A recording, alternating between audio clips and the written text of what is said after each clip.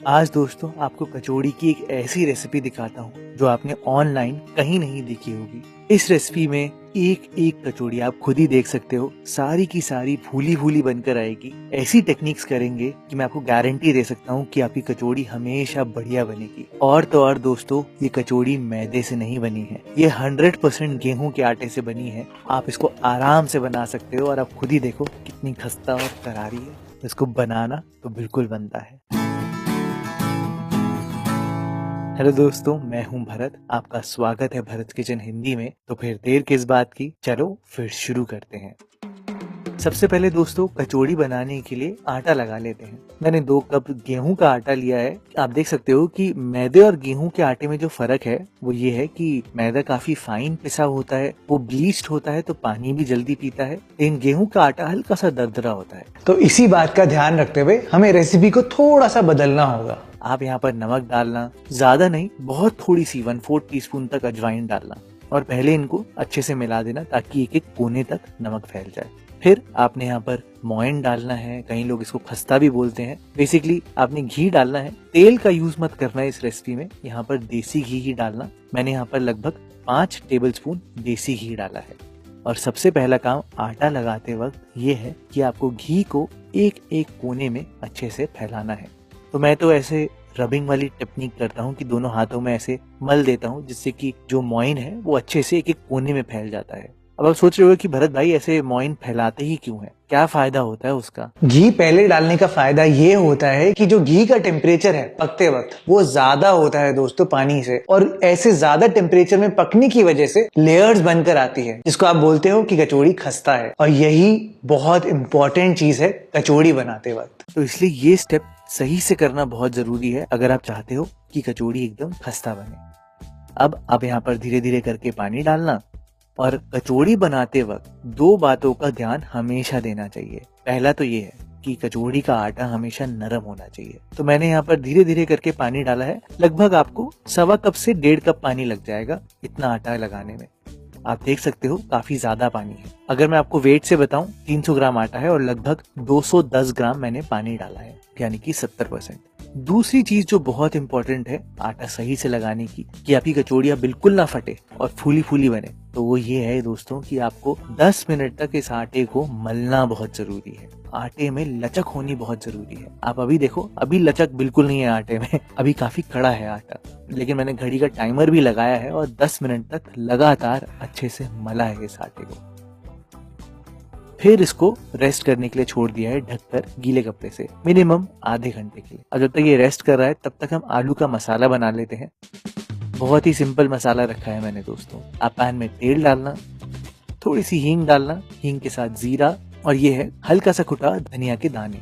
सारी कुकिंग यहाँ पर दोस्तों लो फ्लेम पर करना, हाई फ्लेम पर मत करना, नहीं तो जलने के चांसेस हो जाएंगे। इसी टाइम पर आप हरी मिर्चें डाल देना और 1 बड़ा चम्मच तक बेसन डालकर आराम आराम से भुनना शुरू करना।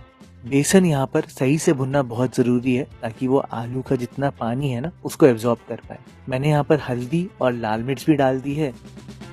और थोड़ी देर भुनने के बाद 2 बड़े साइज के आलू मैंने लिए हैं, उबले हुए हैं ये, और उनको घिस कर डाल दिया है मैंने। और अब आप यहाँ पर गरम मसाला डाल देना, धनिया पाउडर डाल देना, भर के काली मिर्च डाल देना, और ताकि आलूओं से इनका पानी सारा निकल जाए यहाँ पर नमक डाल देना। ध्यान रहे दोस्तों, कचौड़ी के अंदर जो मसाला है उसका फ्लेवर स्ट्रॉन्ग होना चाहिए, तो मिर्ची होनी चाहिए ज्यादा, नमक होना चाहिए तेज, तभी तो कचौड़ी के अंदर तक टेस्ट आएगा। नहीं तो जब आप इसको रैप करोगे तो फीकी फीकी सी कचौड़ी लगेगी। अब बस 2 मिनट तक आप भुनना, जब तक आलूओं से काफी पानी रिड्यूस नहीं हो जाता।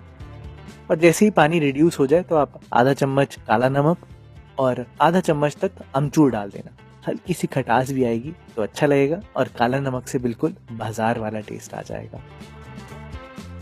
ये देखो, आप आलू का मसाला भुन के पूरा तैयार है। बस आप गैस को बंद कर देना और ये स्टेप जरूर करना ताकि थोड़ा सा भी मॉइस्चर होगा ना वो भी निकल जाएगा। आलू को ऐसे पेस्ट सा बना देना और इसको 2 मिनट तक ऐसे ही छोड़ देना गैस पर। ज्यादा देर मत रखना, नहीं तो स्किन बन जाएगी। बस इसका मॉइस्चर निकालना है और फिर आप यहाँ पर इसको एक बोल में ट्रांसफर कर देना ताकि ये पूरा ठंडा हो जाए। पूरा ठंडा हो जाना चाहिए दोस्तों ये मसाला। लगभग 15 से 20 मिनट में आराम से हो जाएगा और उतनी देर में आपका आटा भी सेट हो जाएगा। और अब आते हैं मेन पार्ट पर। भैया ये बहुत इंपॉर्टेंट क्वेश्चन है कि कचौड़ी कैसे बांधे कि फटे बिल्कुल भी ना। फ्राई करते वक्त कई बार ये दिक्कत आ जाती है, तो ये आप ध्यान से देखना। दोस्तों कुछ नहीं करना, आप बस आलूओं की छोटी छोटी बॉल्स बना लेना। मेरे पास लगभग 300 ग्राम तक आलू का मसाला बना था, तो मैंने यहाँ पर 30 ग्राम की एक बॉल बनाई है। यानी कि मेरी इस रेसिपी से 9 से 10 मीडियम साइज की कचौड़ी आराम से बन जाएगी। इतनी देर में आटा जो है उसमें बहुत लचक आ जाएगी दोस्तों। अब आप खुद ही देखना, आटा ऐसा होगा जैसे ढल चुका होगा, जैसे बेड पे हम लेट के सो रहे होते हैं ना, बिल्कुल वैसा हो जाएगा। आराम कर रहा है ना, बिल्कुल ऐसा ही आटा चाहिए दोस्तों आपको, एकदम नरम नरम सॉफ्ट सॉफ्ट। अगर ये आटा थोड़ा भी टाइट होगा ना तो फ्राई करते वक्त कचौड़ियां आपकी फट जाएंगी। ध्यान देना इस बात का दोस्तों।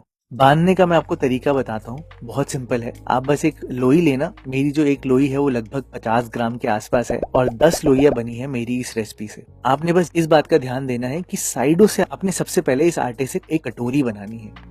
लेकिन जो कटोरी है ना उसमें सेंटर में थोड़ा सा आटा ज्यादा होना चाहिए, थोड़ा सा ज्यादा, यानी कि बहुत ज्यादा। आप यहाँ पर देख सकते हो, आपको बिल्कुल ऐसा चाहिए। अब क्या करना है कि वो जो मसाले की बॉल थी वो आप लेना और उसको ऐसे बीचों बीच करना और इनको अपनी पहली उंगली और अंगूठे से उठाना शुरू करना साइड से। ये देखो, मैं आपको मोशन भी दिखा रहा हूँ कैसे है। उंगली और अंगूठे को आपने ऐसे चलाना है और धीरे धीरे करके आपने सील करना है। जल्दबाजी बिल्कुल भी मत करना, नहीं तो ये सही से जुड़ेगा बिल्कुल भी नहीं और फ्राई करते वक्त फट जाएगा। तो धीरे धीरे सील करना कि जब आप ऐसे मसलोगे अपने अंगूठे से और उंगली से तो वो अपने आप ही पूरी तरीके से जुड़ जाएगा और जितना एक्स्ट्रा आटा होगा आप उसको निकाल देना। ये देखो आप ऐसे। ये जो एक्स्ट्रा आटा है ना, ये बहुत काम आता है। मैं अभी आपको दिखाऊंगा कहाँ पर। अब जो जॉइंट है आप उसको अच्छे से प्रेस कर देना और ये बड़ा इंपॉर्टेंट है कि जहां पर आपने जॉइंट किया है वहीं पर प्रेस करना ताकि वो जॉइंट एकदम जुड़ जाए। और अब आपने सबसे पहले सेंटर से दबाना है। सेंटर में दबाने से क्या होता है कि सारा मसाला साइड में चले जाएगा और आपकी कचौड़ी एकदम सही से फूलेगी। अगर मसाला सही से फैला नहीं होगा या कहीं पर आटा ज्यादा होगा या कहीं पर मसाला ज्यादा होगा तो कचौड़ी अनइवन फूलेगी। बस इस बात का आपने ध्यान देना है।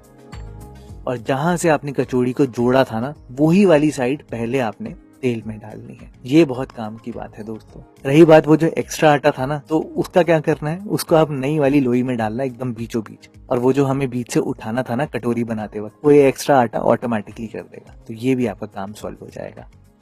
अगर आप चाहते हो दोस्तों कि आपकी कचौड़ी एकदम फूली फूली बने और एकदम परफेक्ट बने तो फ्राई करते वक्त कुछ बातों का ध्यान आपको बहुत देना है। कचौड़ी आपको गरम तेल में नहीं डालनी है दोस्तों, कचौड़ी आपको ठंडे तेल में डालनी है। तेल बहुत गरम बिल्कुल भी नहीं होना चाहिए। तेल 110 डिग्री के आसपास होना चाहिए, यानी कि ऐसा कि कचौड़ी में हल्के हल्के बुलबुले आए लेकिन वो बिल्कुल भी फ्राई ना हो।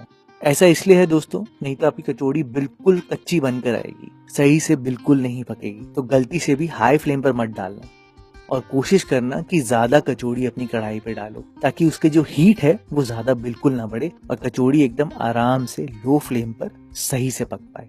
और पहले पहले आप ज्यादा कचौड़ी को स्टर मत करना क्योंकि शुरुआत में आटा काफी नरम होता है ना, तो निशान आ जाएंगे। मैंने यहाँ पर सारी फ्राइंग लो फ्लेम पर करी है जिससे कि कचौड़ी धीरे धीरे करके अपने आप ही फूलने लग जाएगी। बस आपने धीरे धीरे इन कचौड़ियों को पकाना है, लगभग 20 मिनट आपको आराम से लग जाएंगे। बस धीरे धीरे इनको पकाना अच्छे से, जब तक कलर नहीं आता तब तक आप इनको पकाना। और दोस्तों एकदम बढ़िया, एकदम फूली फूली कचौड़ी बनकर आपको मिलेगी, है ना दोस्तों, बिल्कुल बाजार जैसी। आप ऐसी कचौड़ियां बना कर देखना, आपका दिल खुश हो जाएगा। और जो त्योहार का सीजन आ रहा है ना, ये कचौड़ियां आपके बहुत काम आएंगी। ये जो त्योहार का सीजन आ रहा है ना दोस्तों, तो ये आटे की कचौड़ी आपके बहुत काम आएगी और कोई बता ही नहीं पाएगा कि ये आटे से बनी हुई है। आटे की ऐसी और रेसिपीज देखने के लिए आप इन वीडियो पे क्लिक करना, आपके बहुत काम आएंगी।